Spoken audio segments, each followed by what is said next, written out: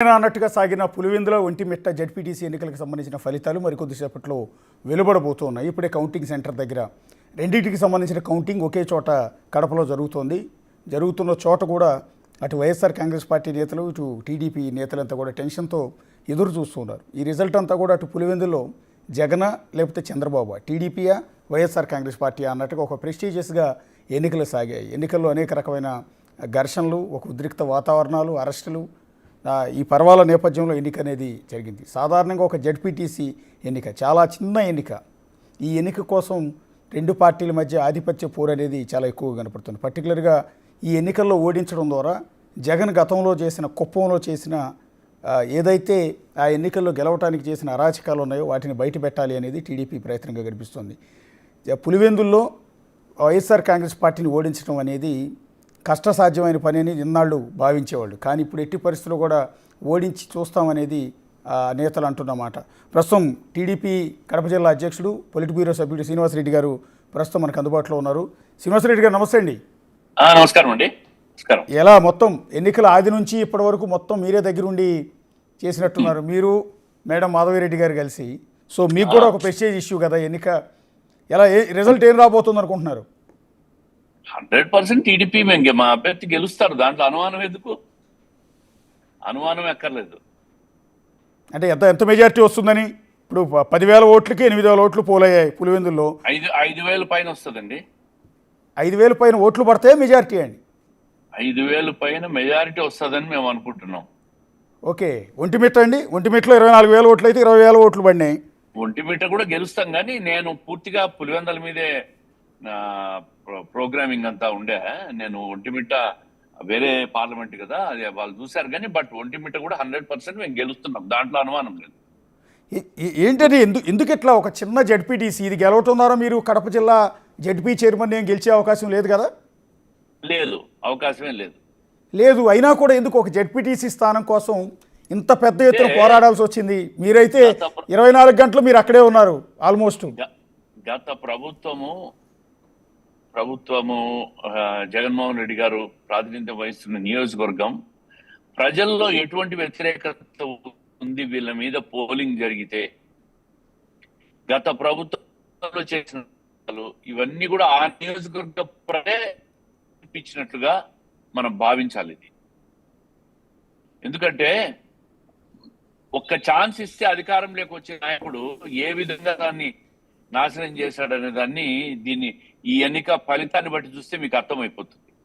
సొంత నియోజకవర్గంలో 40 సంవత్సరాలుగా ఈ జెడ్పీటీసీకి పోటీ లేదు. పోటీ లేకుండా పోటీని అడ్డుకొని ఇనానిమస్గా ఎలక్షన్ గెలుచుకొని అనేక రకాలుగా అరాచకం చేసి ఈరోజు పోలింగ్ జరిగేసరికి ప్రజల్లో నుంచి ఎంత వ్యతిరేకత వచ్చిందో దీన్ని బట్టి చూస్తే అర్థమైపోతాం. అంటే ఈ ఎన్నిక జెడ్పీటీసీ మీరు గెలిస్తే రాష్ట్రంలో ఏకంగా జగన్ ఓడించినట్టేనా? జగన్ ఓడించినట్టే ఫీల్ అవుతారా? అంతే కదా. అంటే దీనికన్నిటికంటే ముఖ్యంగా రాష్ట్రంలో ప్రజలు అర్థం చేసుకుంటున్నారు. పులివెందుల్లో అరాచకంతో గెలుస్తూ వచ్చాడు ఇంతకాలము. ఈరోజు ప్రజల్లో మార్పు వచ్చింది, ప్రజల్లో చైతన్యం వచ్చింది. మేము కూడా మా ప్రాంతం కూడా అభివృద్ధి కావాలా, మా ప్రాంతం కూడా అన్ని రకాలుగా బాగుండాలా, రాష్ట్రంలో మిగతా నియోజకవర్గాల్లో అభివృద్ధి జరిగినట్టుగా మా నియోజకవర్గం కూడా సమానంగా అభివృద్ధి జరగాల అని చెప్పి వాళ్ళు ప్రజల్లో కోరుకుంటున్నారు. కాబట్టి ప్రజల్లో మార్పు తీసుకొచ్చాం మేము. మీరు ఆ నియోజకవర్గంలో ఒకసారి చూస్తే ఇప్పటికీ తాగునీటి సమస్య ఉంది. 2 సార్లు 5 సంవత్సరాలు ముఖ్యమంత్రిగా ప్రాతినిధ్యం వహించిన నియోజకవర్గంలో ఇప్పటికీ సమస్యలు ఉన్నాయంటే మీరు అర్థం చేసుకోండి. 1000 కోట్లు పాడా నిధులు వచ్చినాయి. మరి ఆ నిధులన్నీ ఏమైనాయి, ఎక్కడ ఖర్చు పెట్టారు, ఎవరికి ఖర్చు పెట్టారు, దేనికి ఖర్చు పెట్టారు, ఇవన్నీ చూస్తే ఆ నియోజకవర్గంలో జగన్మోహన్ రెడ్డి గారి మీద ఎంతటి వ్యతిరేకత ఉందో ఈ ఫలితం బట్టి మీకు అంతా అర్థమవుతుంది. ఇది రాష్ట్రంలోని ప్రజలందరూ అర్థం చేసుకోవాలనే మేము కూడా సీరియస్గా పోటీ చేశాం. ముఖ్యమంత్రి గారికి ముఖ్యమంత్రి పదవి పోదు, జగన్మోహన్ రెడ్డి గారికి ముఖ్యమంత్రి పదవి రాదు, గెలిచినా ఓడినా. కానీ ఈ ఫలితం మాత్రం రాష్ట్ర ప్రజలు అర్థం చేసుకునే దానికే మేము పోటీ చేశాం. రెండోది, భవిష్యత్తులో ఆ నియోజకవర్గంలో ఏదైతే మేము హామీలు ఇచ్చామో అవన్నీ నెరవేర్చి ప్రజలను మా వైపు తిప్పుకుంటాం. ప్రజలు తెలుగుదేశం పార్టీ వైపు విశ్వాసం ప్రకటించే విధంగా మేము ఆ నియోజకవర్గంలో రాబోయే 4 సంవత్సరాలు పనిచేస్తాం. ఖచ్చితంగా ప్రజలు వచ్చే ఎన్నికల్లో మమ్మల్ని ఆదరించాలని చెప్పి మేము ఆ విధంగా పనిచేస్తామని చెప్పి తెలియజేస్తా ఉంటాం. అంటే వైఎస్ఆర్ కాంగ్రెస్ పార్టీ నేతలు పర్టికులర్గా జగన్మోహన్ రెడ్డి వాళ్ళు చేస్తున్న కామెంట్ ఏంటంటే ఇది పులివెందుల పౌరుషానికి లోకేష్ అహంకారానికి మధ్య జరుగుతున్న ఎన్నికలు అని. వాళ్ళు ఏదో సెంటిమెంట్లన్నీ క్రియేట్ చేయాలని కాదు. సెంటిమెంట్లు ఏదో క్రియేట్ చేస్తే సెంటిమెంట్ బయటపడుతుంది అనుకుంటున్నారు. అడిగో సెంటిమెంట్ లేదు, ఏం లేదు. ప్రజలకు కావాల్సింది అభివృద్ధి, ఆ అభివృద్ధి కోరుకుంటా ఉన్నారు అంతే. అంటే కుప్పం మున్సిపాలిటీ గెలిచిన తర్వాత వైఎస్ఆర్ కాంగ్రెస్ పార్టీ అప్పట్లో ఒక స్లోగన్ ఎత్తుకుందండి, వైనాట్ 175 వైనాట్ కుప్పం అని. సో ఇప్పుడు పులివెందుల జెడ్పీటీసీ మీరు గెలిచిన తర్వాత వైనాట్ పులివెందులు అంటారా? మాకు కుప్పంకు పులివెందలకు మేమేం పోల్చము, పోటీ పెట్టము, మాకు అవసరం లేదు. మేము ప్రజలకు మంచి చేస్తాం అనే విశ్వాసం మేము కల్పిస్తాం.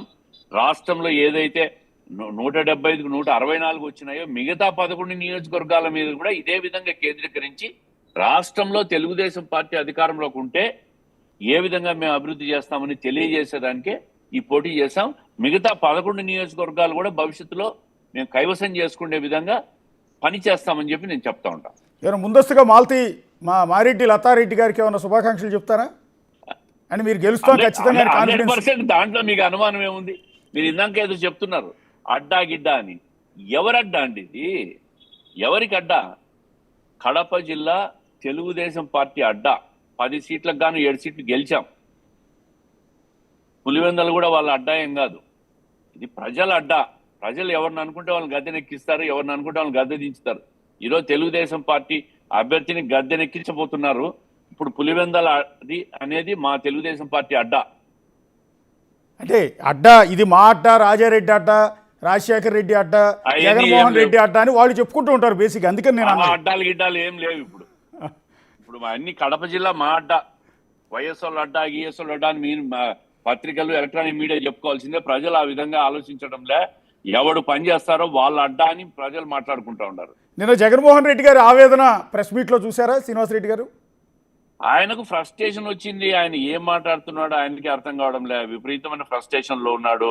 నా నియోజకవర్గంలో నేను పట్టు కోల్పోతున్నా, నా నియోజకవర్గంలో ప్రజలందరూ నా మీద తిరుగుబాటు చేస్తున్నారని చెప్పి చంద్రబాబు నాయుడు గారిని వ్యక్తిగత దూషణలు దిగాడు. ఆయన వయసు గురించి మాట్లాడతాడు.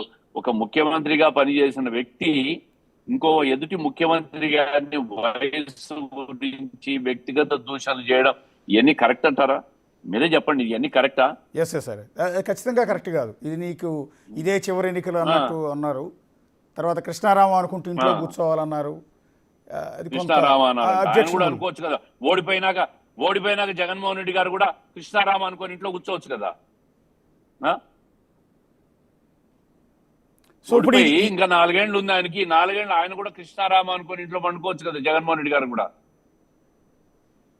సరే, ఈ ఎన్నికల్లో గెలిస్తే ఖచ్చితంగా ఆ క్రెడిట్ శ్రీనివాసులు రెడ్డి గారికి అండ్ దెన్ ఎమ్మెల్యే మాధవిరెడ్డి గారికి కిందే వస్తుంది. ఎందుకంటే మొదటి నుంచి ఇప్పటి వరకు కూడా ఎన్నికల్లో గెలుపు కోసం ఎన్ని ప్రయత్నాలు చేశారు అనేది మొత్తం భుజాన వేసుకుని మీరు మోస్తూ ఉన్నారు. పులివెందుల జెడ్పీటీసీ ఓడిపోతే ఆ ఎఫెక్ట్ ఎవరి మీద పడే అవకాశం ఉంటుంది? పర్టికులర్గా నేనేమంటానంటే పులివెందుల ఎమ్మెల్యే జగన్మోహన్ రెడ్డే, కానీ అక్కడ వ్యవహారాలన్నీ ఆయన తరఫున ఎమ్మెల్యేగా చూసేదంతా అవినాష్ రెడ్డి అని చెప్తూ ఉంటారు. సో అందుకని ఎన్నికల్లో గెలుపు కోసం ఆయన పాపం కింద పడ్డాడు, మీద పడ్డాడు, అరెస్టులు అయ్యాడు, కారులోంచి ఈడ్చుకుంటూ పోయారు పోలీసులు. సో ఇవన్నీ ఫేస్ చేసిన నేపథ్యంలో ఒకవేళ ఓటమి పాలైతే ఆ ఎఫెక్ట్ జగన్మోహన్ రెడ్డి మీద కంటే కూడా అవినాష్ రెడ్డి మీద ఎక్కువ పడే అవకాశం ఉంటుందేమో. ఎవరి మీద వాళ్ళు వేసుకుంటారో మాకెందుకు, వాళ్ళ పార్టీలో విషయాలు అనవసరం. మాకు ఎవరి మీద డెబిట్ వేసుకుంటారనేది. మేము గెలిచాం, ప్రజలకు మేము మేలు చేస్తాం, మంచి చేస్తాం. మాకు కుప్పంతో పోటీ ఏం కాదు. ఇక్కడ కుప్పంలో ఎన్ని కుప్పగింతలు వేసినా కూడా వాళ్ళు అక్కడ గెలవలేరు, చేయలేరు. అది అయిపోయింది. అన్ని ప్రయోగాలు చేసినారు. మేము అటువంటి అరాచకం చేయడంలే. మేము మంచి పనులు చేసి ప్రజల మనసులు గెలిచి మేము ఎన్నికల్లో విజయం సాధిస్తాం. ఇంకొక గంటలో ఫలితం వస్తుంది. ఫలితం వచ్చిన తర్వాత మీకే అర్థమవుతుంది పులివెందల్లో తెలుగుదేశం పార్టీ జెండా ఎగరేసినామని చెప్పి ఇంకొక గంటలో మీకు తెలుస్తుంది. యా, థ్యాంక్ యూ శ్రీనివాసరెడ్డి గారు, అండ్ ఆల్ ది బెస్ట్ మీకు, మీ కాన్ఫిడెన్స్కి. చూద్దాం మరి కొద్దిసేపట్లో శ్రీనివాసరెడ్డి గారు చెప్తున్నట్టుగా రిజల్ట్ రాబోతోంది. ఈ రిజల్ట్లో ఏం తేలబోతోంది, ఆయన కాన్ఫిడెన్స్ చాలా చాలా ధీమాతో ఉన్నారు. ఎట్టి పరిస్థితుల్లో మేమే గెలుస్తాం, పులివెందులో మా జెండా ఎగరేస్తాం అనేది శ్రీనివాసరెడ్డి గారు చాలా చాలా చాలా కాన్ఫిడెన్స్తో, ఆత్మవిశ్వాసంతో చెప్తున్నారు. 5,000కు పైగా మెజారిటీ వస్తుంది అనేది ఆయన చెప్తున్నమాట. మరి కాసేపట్లోనే క్లారిటీ రాబోతోంది. మళ్ళీ క్లారిటీ వచ్చిన తర్వాత మళ్ళీ శ్రీనివాసరెడ్డి గారిని లైవ్లోకి తీసుకుందాం. గెలిస్తే ఒకలా, ఓడిపోతే ఇంకోలా జరగబోతుంది. సిచ్యువేషన్ అంతా కూడా మారిపోయే అవకాశం ఉంటుంది. ఆయన చెప్పినట్టుగా గెలిస్తే ఈక్వేషన్స్ ఏంటి, ఓడిపోతే ఈక్వేషన్స్ ఏంటి, మళ్ళీ శ్రీనివాసరెడ్డి గారిని గంట తర్వాత లైవ్లోకి తీసుకుందాం.